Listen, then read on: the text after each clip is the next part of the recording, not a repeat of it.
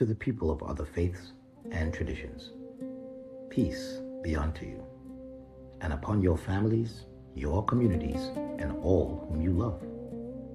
I write to you as a Muslim, as a servant of Allah, and as your neighbor in this shared human journey.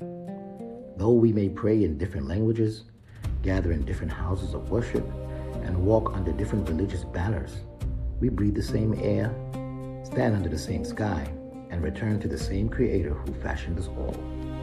Our time in this world is brief, yet our responsibilities to one another are great. We begin with a simple truth. Every human being possesses an invaluable dignity. For Muslims, this flows from our belief that every person is honored by Allah. Many of your traditions teach us similarly, that the human being reflects something of a divine image or spark, that the soul is precious, that the vulnerable deserves protection. Though our scriptures, prophets, theologies differ, we are bound by a shared moral memory. Care for the orphans, widows, and strangers. Feed the hungry and shelter the displaced. Speak truth in the face of tyranny and cruelty.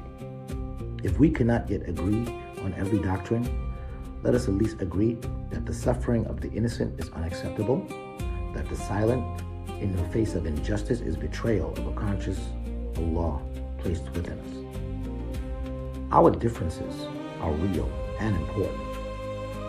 This message does not ask you to erase or dilute your faith, nor does it abandon mine. I remain firmly and lovingly rooted in Islam, as you remain rooted in your path.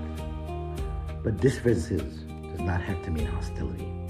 We can disagree without dehumanizing, debate without hatred, hold fast to our convictions without wishing harm upon those who do not share them.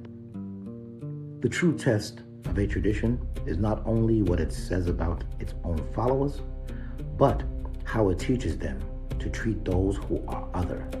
If our faith makes us more arrogant, more harsh, and more dismissive, then we have misunderstood its deepest calling. The Ummah, Universal Masjid of Allah, as a vision, is not merely a physical structure. It is an intention to create spaces, hearts, and communities that reflect Allah's hospitality to all His creation. When we speak of a universal masjid, we do not mean that everyone must become Muslim.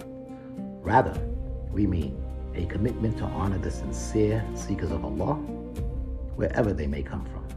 A willingness to sit in dialogue, not to conquer, but to understand. A pledge that our worship to Allah never becomes an excuse to harm His servants. In this spirit, I extend a hand to you, religious leaders, community elders, teachers, and seekers in all traditions. Let us collaborate what we can on peace, on hunger, on protecting children, on defending human dignity, without demanding that anyone renounces the path they are sincerely walking.